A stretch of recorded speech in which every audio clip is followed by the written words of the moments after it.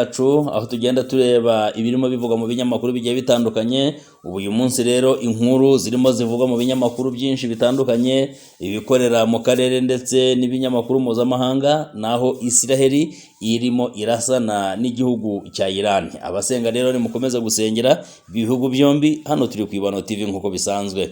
Unyemerere rero twinjire mu makuru yacu aho tukomeje kugenda nk'uko mukomeje kubibona, ibintu birimo biracika hagati y'ibihugu byombi. Birimo birakoresha imbunda kabuhariwe, birimo birakoresha imbunda za rutura, birimo birakoresha ibintu bikomeye hagati y'impande zombi. Hari uguhangana gukomeye kweruye. Noneho uyu munsi rero hari intwaro zigezweho karahabutaka aho zirimo zambukiranya ibihugu. Israel irimo irasa muri Iran, Iran nayo ikarasa muri Israel. Nk'uko ukomeje kubireba rero ibintu birakomeye ku rwego rwo hejuru. Hanyuma uyu munsi nk'uko turimo tugenda tubivugana, Isiraheli yamaze kwinjira mu bihe bidasanzwe bigaragaza intambara yeruye, aho yamaze gutangaza cyangwa se yamaze gushyira abaturage bayo munsi y'ubutaka cyangwa mu byo twita ubuvumo. Uyu munsi amasoko arafunze, uyu munsi ibitaro birafunze, ndetse ahantu hahuriza abantu benshi harafunze. Abaganga biteguye kwakira inkomere. Mu yandi magambo, Isiraheli yamaze kwiyangaja mu rugamba irimo irwana n'igihugu cya Iran. Israel rero yongeye kurasa kuri Iran mu buryo bukomeye cyane, ndetse iburira abaturage bayo ko bagomba kwihisha, ndetse bakihisha mu nda y'isi cyangwa bakihisha mu byo twita ubuvumo, ndetse bakaba barashyizeho ubwihisho guhera kera na kare, kuko bahoraga biteguye ibi bintu bishobora guturika isaha n'isaha, ndetse aho umwanzi wabo ashobora kubarasaho. Nk'uko ibinyamakuru bigenda bibitangaza, Israel yongeye kugaba igitero mu mujyi wa Tehran ku gicamunsi cyo kuri uyu wa 15 Kamena na 16 2025, nyuma y'uko Israel imaze kwica abasirikare benshi cyangwa se abayobozi benshi b'igihugu cya Iran, kwangiza ibikorwa remezo by'igisirikare byose byamaze kwangirika hafi ya byose, ndetse n'ububiko bwa peteroli bukaba bwamaze kwangizwa ku rwego rwo hejuru. Uyu munsi rero Israel ntituje, nk'uko Brigadier General Ofi Dafrin, umuvugizi w'ingabo za Israel, akomeza kugenda bitangariza ibinyamakuru bigiye bitandukanye, ahagira ati ubu uyu munsi ntituratuza, kuko tugomba kurasa Iran mu buryo bugiye butandukanye, ndetse tukagera ku ntego zacu. Nk'uko rero bikomeje kugenda bigaragara, na ahantu hamaze kuraswa hagashegeshwa ni ahantu hagera kuri 80 kuva ibitero byatangira kugabwa ku gihugu cya Iran.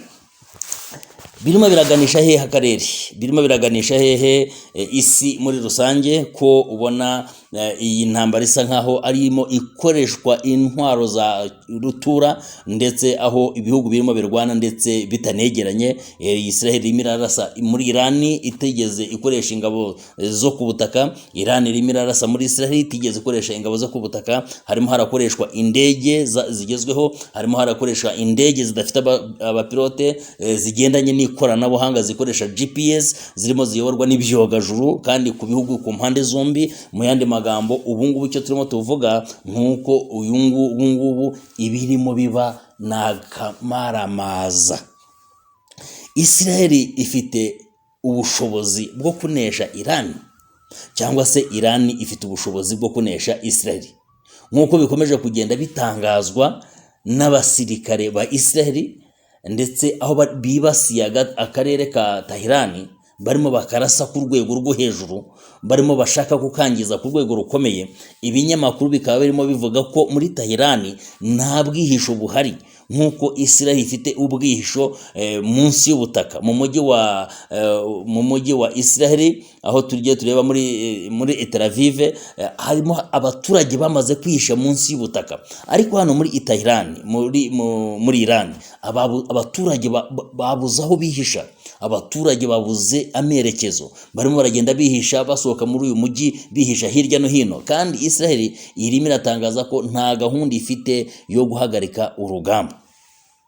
Muri Tel Aviv naho abaturage bamaze kuva mu mijyi cyangwa se bamaze kuva muri uyu mujyi wo hejuru y'ubutaka binjira mu mujyi wo munsi y'ubutaka. Mbese ni ukuvuga ngo barimo barakoresha inzira za gari ya moshi munsi y'ubutaka, barimo barakorera amaguriro cyangwa se amasoko ari munsi y'ubutaka. Ubu uyu munsi ikintu cyitwa igicuruza cyo hejuru y'ubutaka kisa nk'ikintu cyakuweho. Ese ni ukuvuga ngo ibi bintu biraganisha hehe akarere? Mu by'ukuri ibi bintu birakomeye, aho ibihugu byombi bikomeje kugenda birimo bisekurana ku rwego rwo hejuru cyane, kandi birimo bikoresha imbaraga z'umurengera, birimo birakoresha imbaraga nyinshi cyane, birimo birakoresha tekinike iri hejuru cyane, birimo biragenda bikoresha ikoranabuhanga ryo hejuru. Ubu uyu munsi Israel mu gusenya ahantu hagiye hatandukanye muri iki gihugu cya Iran, ahantu henshi hakorerwa intwaro cyangwa se hakorerwa icyo bita intwaro z'ubumara,